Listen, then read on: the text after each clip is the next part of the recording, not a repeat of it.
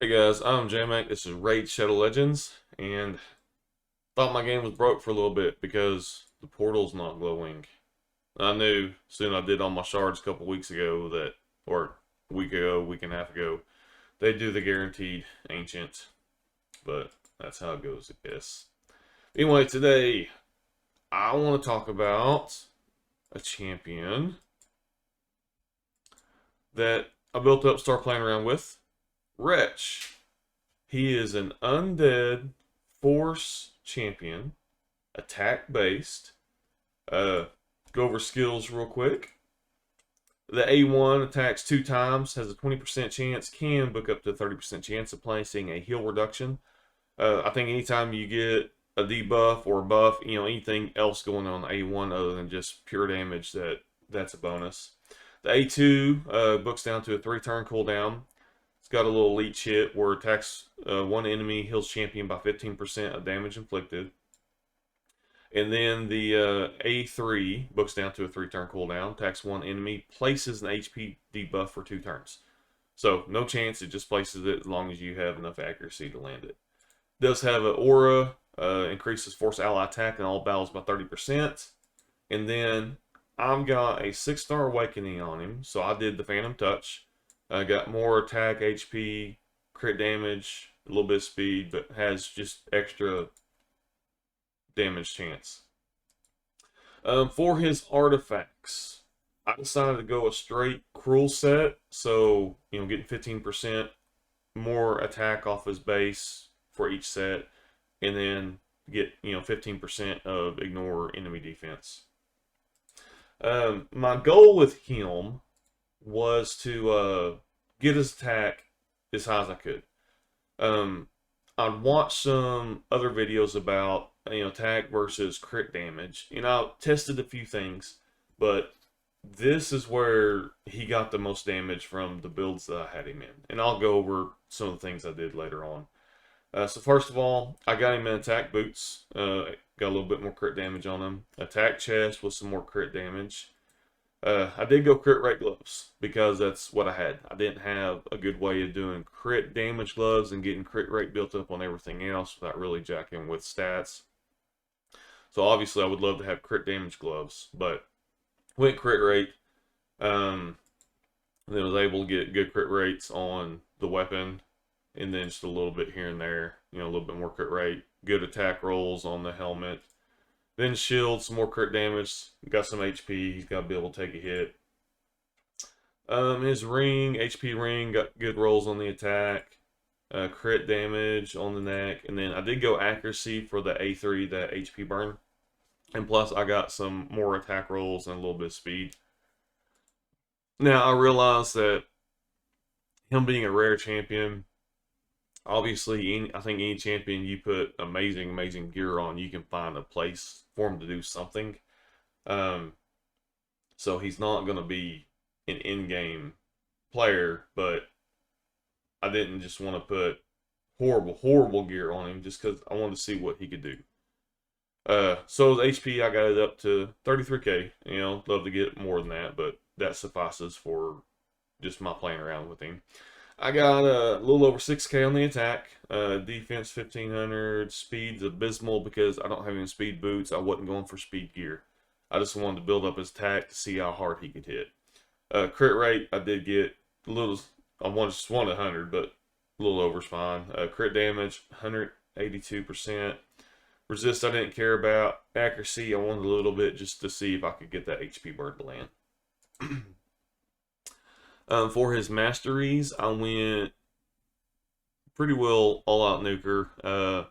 He does have that 2-hitter on his A1, so it might be worth going Giant Slayer, but I decided to do War Master. And then a little bit on the defense tree just to help with survivability.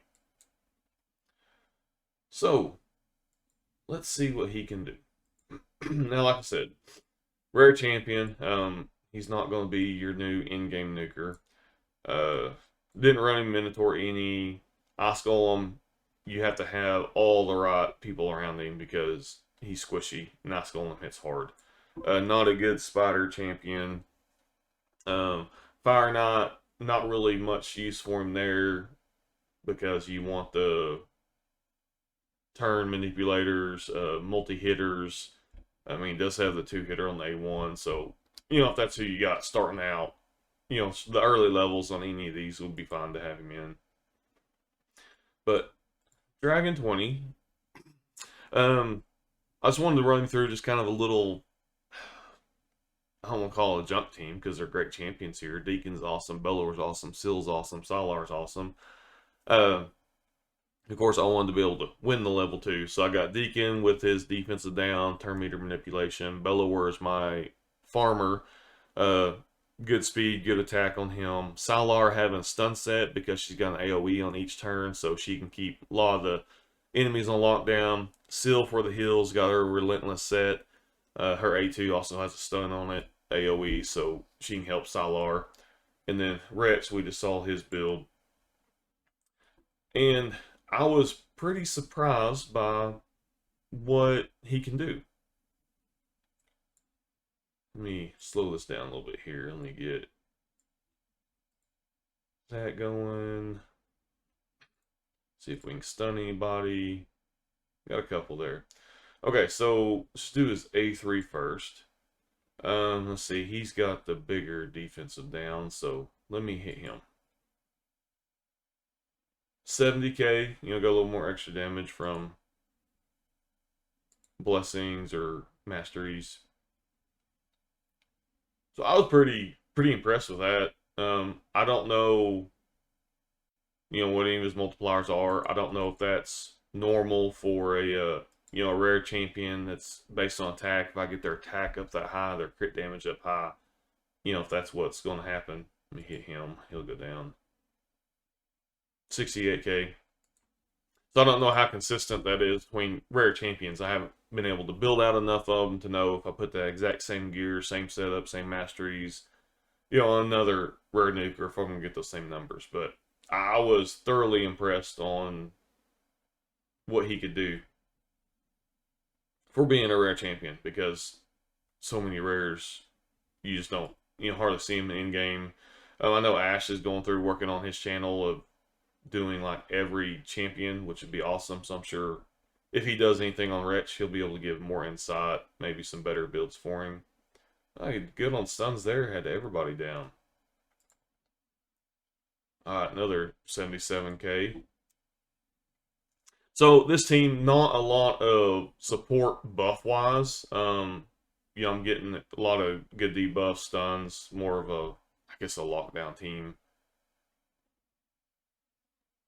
So I'm running with another team that will boost his attack, boost his crit damage, and see, what we can get his hits up to. So we'll finish this out, come right back at the end. Well, actually, we'll watch his hits. Okay, so 16, 18k on the dragon. And I don't remember how hard he's going to hit.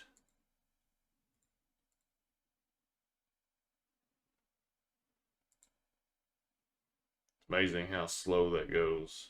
Alright. He should have it. Yeah, A3. Let's see what it hits for. 60k with defensive down on Dragon. So, like I said, I know by the time you get to Dragon 20, you're going to have a better champion than him. Because it takes end, mid-game, beginning, in-game gear to get him where his stats are that high. Excuse me. So it's kind of one of those champions that I would not build him out unless you have the Awakenings. He is good. He'll help you in the faction crypts. I was going to try running him on, was it level 21, the last stage of a faction crypt, see how he do against the Red Queen, but I didn't have good enough champions to put with him because everybody I ran, for me, it's like a 12-minute fight the last time I did it. I'm sure I could probably get down a little bit. But everybody I had in that team, I needed their debuffs. I needed everything that they brought to the table. So I didn't have a spot for him. And so I knew I wasn't going to be able to make it or try it. Whatever damage I can get out of him isn't going to make up all the debuffs and everything else I was getting from someone else. So he's only good faction crypts, until you get better people to replace him. So 1.3 damage. I knew Bellower would be right there behind because Bellower, with his AoEs, like I said, campaign farmer, got his attack boosted up a little bit. But now let's try a team where he can actually get some support. So take you and you out. Do Mithrala and Cardial. So keeping Deacon defensive down. Mithrala will add attack up. Cardial will add crit damage. He also does crit rate, I believe. Or Mithrala, I can't remember. Been running too much of these. Get everybody confused. But I know somebody's going to give him attack up. Somebody's going to give him crit damage up. Alright. So let's slow down here. I keep on 2-speed. Alright. Got stuns going. So this will be increased attack. He's already got crit damage, crit rate. So it's A3. And let's hit Apothecary out there. And we should be getting over 100k. Alright. So I was really surprised because this was the first team I ran him with when I was just kind of playing. Getting 100k on that attack. And it's pretty consistent. With this team, I don't think on his A2 or A3 I've gotten below, as long as he had the support buffs going. Yeah, 111k. Of course, all the extra damage too from different things. Now, I was playing around with this gear. I saw some older videos about attack versus crit damage. And the general rule of thumb I found was 2.5 times your attack was kind of like where it peaked at. Or you could start getting real diminishing returns. And so I played around and I dropped his attack down to 4,500.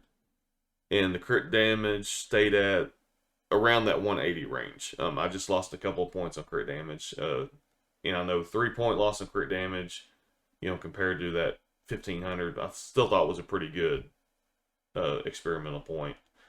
So running with 1,500 less attack, this same group, same debuff, same buffs, hitting the same champion, I was only able to get anywhere from a 64 to 80k hit. And so played around with that for a little bit and then put the original gear back on him, back up to a 6k attack. And then that's when I was getting the consistent 100k hits with, obviously, the attack up, the crit damage up buffs, and the defensive down on everybody. So put the right champions around him, 122k. Dude can hit. And like I said, I don't know if that's pertains to a bunch of other rares. I think it'd be fun to play around with. And I wish I had the resources to just stick another rare in there and just swap all the gear over, have the same mastery, same stats with another nuker in the rare category, and see what kind of numbers they put up. But anyway, I thought it was kind of interesting. I was pretty surprised by what he could do. Again, he's not somebody that, if you're watching this starting out, that, oh, that's who I need to build up. Do not build him up unless you have an awakening. Take him to 30, take him to 40 early game. 50 maybe, I don't know. Like I said, he is helpful a little further down the road. Secret room, a little bit of faction wars, but that's about it. And that's about all there is on this guy. I don't feel like he's really useful in any other dungeons. And by the time you get to Dragon 20, you're going to have a better team, better champions put together. But this is really one of the best dungeons to show what he could do. Of course, I ran him through, like Osgolem, and he does fantastic being a nuker in the waves. Team like this, having those 100K hits, taking somebody out. Yeah, couldn't ask any more out of a rare champion. It's just once he gets to the bosses, different mechanics, different things going on, he can only do so much. But I thought I'd show him off because I did have the 6-star awakening. I put resources into him to get him up to 6-star, and then of course he helped me with my Jetney fusion because I leveled up all that gear to get 16, spent 20 million, 30 million, whatever it was to get all that leveled up. I think it's probably closer to 10 to 15 million. But you can stick him with the team. You can do something. Just very selective about what you can do with him. So there's my Wretch. Like I said, not really much going on with him. He can hit hard with the right build, right support. Of course, I know there's a lot of champions that are like that. But I did use him in a secret room the other day, and it kind of felt a little more worthwhile of taking him up to 60, investing masteries in him. So, anyway, there he is in all of his undead glory. So, I doubt this video actually helps anybody out there. But, like I said, just want to show him off. So, hope you're having fun playing. Hope you're enjoying the game. I know Plarium does a lot of crappy stuff at times. I'm kind of curious as to how horrible this next set of anniversary events will be. But find something in the game, makes you happy, do it, go for it. So, anyways, I'll break you off here before I keep rambling on. So, hope you guys all have a wonderful day, have a blessed day, and we'll see you next time. Bye.